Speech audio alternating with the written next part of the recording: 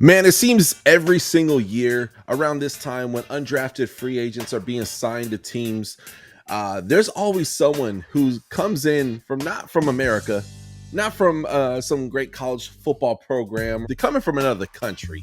And this is where this gets really, really exciting. Today, we have a NFL draft prospect, a guy who is now a UDFA for the Las Vegas Raiders. He is a former professional rugby player coming from Australia. He's originally from Samoa. Man, and hopefully, forgive me in advance, y'all, if I'm saying his name correctly, Laki Tasi. Or if you're a redneck, you're saying Laki Tasi. But Laki Tasi, I think that's how you say it, I believe. 6'6", 347 pounds. This dude is all man.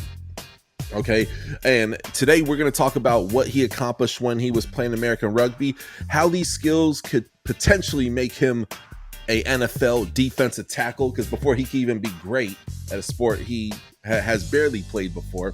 He went to the IMG Pro Day and all that stuff, and they said he was one of the big standouts. Like, he tested really, really well on the international gateway program. I think that's what they call it.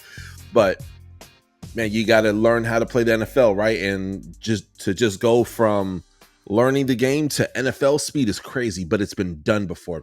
Before we get into Locky's story a little bit, I would like to take and go over some players who currently are in the NFL and or have played in the NFL in the past who were very, very successful at rugby. First is Jordan Mailata, the Philadelphia Eagles. He's from Australia originally.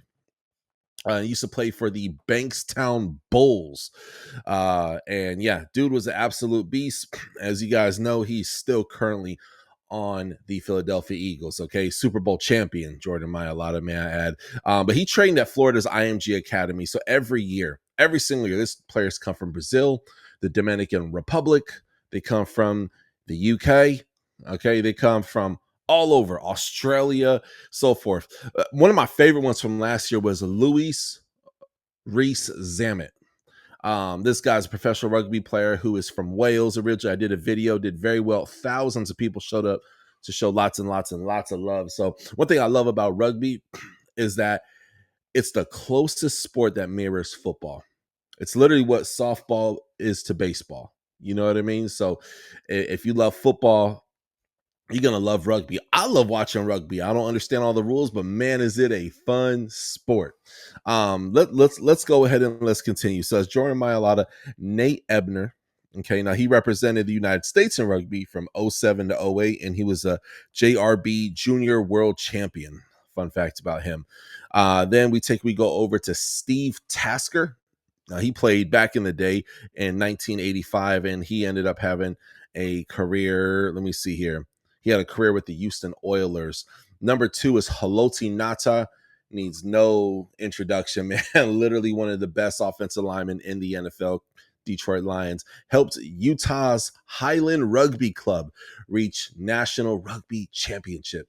Man, that is freaking cool. Then, of course, Gary Anderson. He actually grew up in South Africa, and after immigrating to the United States, went to local high school in Pennsylvania to kick American footballs. And ultimately, that is how his story began. So Gary Anderson is a kicker for those who don't know. Let's go ahead and let's continue to go over the story of Laki Tasi. So Tasi was born in 2003 or 04, according to Wikipedia. Can't get the guy's birthday right. I don't know. He was one of 7 children. Later moved with his family to Brisbane, Australia. If you're not familiar with pronouncing it, people say Brisbane, but it's Brisbane, Australia, where they lived in a 3-bedroom house. At the age of 12, he started playing rugby for the Goodna Eagles before later transitioning to rugby union in high school. He weighed 450 pounds, but lost 100 pounds in 2023, then joining the Rugby Club Queensland, Samoa. Man, that's so freaking cool. I freaking love that. Now, at his pro day, this guy named Scott Pioli, and he cited that Tasi as one of 4 IPP players, International Player Pathway, I believe that's what it stands for, to watch at the IMG Academy Pro Day. He has very good size and tools to be really a very good, successful interior defensive lineman in the NFL. Now, what's interesting, and you watch the highlights down below, when you're watching his rugby highlights, the guy can run fast. So I'm curious to see what these results were. Guys, I scrolled the internet and I just couldn't find it. But if I had to guess, I would say they're pretty dang well. But I will say, with some feedback, I would say, okay, yes, I put him at D line. I think he would do great. And I'm going to compare his size to some of the biggest defensive linemen who have played and currently are playing in the NFL. So we'll do that in just a second. But could you imagine him running the ball? The biggest running back I could think of in the NFL is, I'm probably missing out, probably 230. Like that's like, wow, you're really big. And even if you're like 212, 215, like, wow, you're still considered pretty big. That extra 10, 15 pounds goes a long way when you're running the ball, running full speed, and somebody has to take and come and tackle you. Okay, Derrick Henry is probably, if I feel like I'm forgetting somebody, probably Derrick Henry is probably the biggest running back in the NFL. But could you imagine if Laki Tasi ran the ball? He did a jet sweep, and one of these cornerbacks who's 185 pounds try to arm tackle him. Man, you gonna be hurting. So I don't know. I love his explosion, man. He's a powerful, powerful dude. I don't know how to measure stats in rugby. I'm not gonna sit here and act like, oh man, Doug knows it. Man, I don't know. So I'm gonna need you guys to, number one, hit subscribe, support this channel, because man, I need your help. But also as well, number two, educate me. How did he do when he was over there? Okay. Because also as well, why is he coming here? Right? Is it because money? Because I from what my understanding is, and maybe this was the difference with Lewis Reese Zammit, the Welsh rugby player who was on the Chiefs. I don't know if he still is, but was money. You know what I mean? You can make a good living playing rugby, but NFL, I mean, dude, literally 1 year of practice squad play, okay, of being on the practice squad in the NFL is going to amount to several years of playing rugby. So I would like to see more of like an uptick of those players coming over here. You know what I mean? And there's been a lot more than the 5 that I mentioned earlier. But again, rugby, such a beautiful sport. But yeah, let's go continue. I want to go over some of the biggest players. Now, the biggest one right now is the largest in NFL history. He has not seen the field yet, and that is Desmond Watson. I actually saw Desmond in person. I worked the Tropical Bowl this year. This year, I did. He's a big freaking guy. But then you have Siaki Ika, Cleveland Browns, 358 pounds. Big dude. Then you have Michael Prince, Baltimore Ravens, 355. Vita Vea, who is probably the most successful, really big defensive lineman, 347 pounds. And it kind of goes down. Dexter Lawrence, 342. Jordan Phillips, Buffalo Bills, 341. Josh Tupou, 340. Kairos Tonga, Minnesota Vikings, 338. Travis Jones, 338. And then Jordan Davis, Super Bowl winning Jordan Davis, 336 pounds. So again, this guy's 6'6", and he's 348 pounds.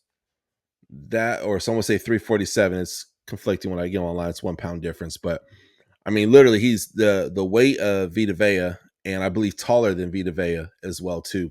So that's what makes him a very interesting prospect. I do not expect him to be a starter this year. Not that I don't want him to. I just understand there's a curb.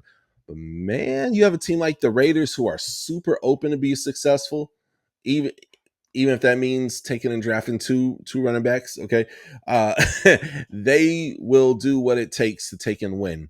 Also in the trenches. Remember, they also got the defensive lineman from the Miami Dolphins, and his name's going over my head right now. But man, him and Laki Tasi, could you imagine them?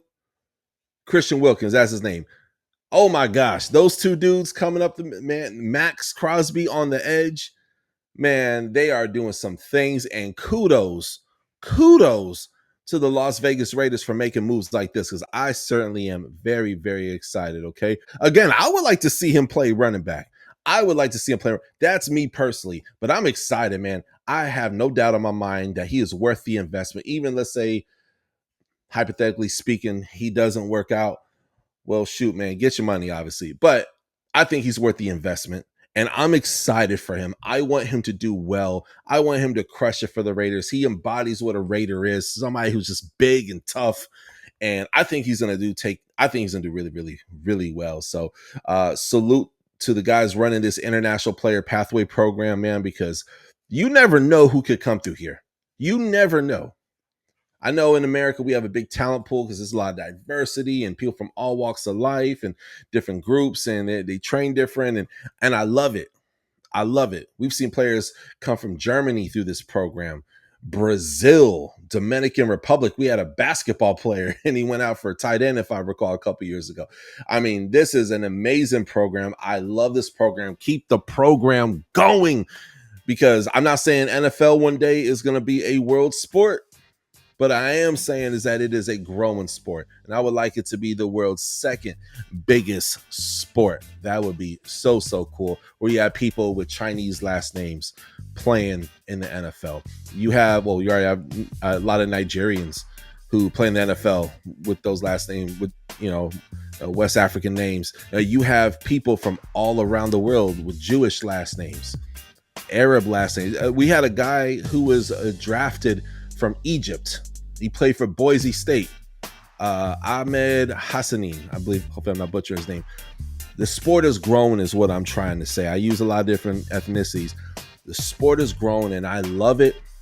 I love it. And it's so cool to hear the different stories and how people fell in love with this sport we call football. That's all I got here tonight, folks. Smash that subscribe button. It costs you nothing. Hit the bell for the alerts whenever new episodes take and drop. Comment below your expectations for Laki Tasi. Man, I love that name. Laki Tasi. Let's go, bro. I'm so pumped for you. Have a blessed night. God bless you. Jesus loves you. And I'll see you guys next time on the Touchdown with Doug Smith. Peace. Thank you for watching another episode of the Touchdown with Doug Smith, where we have exclusive NFL content and exclusive NFL interviews. Be sure to hit that like and that subscribe button. Follow us on social media. See you on the next one.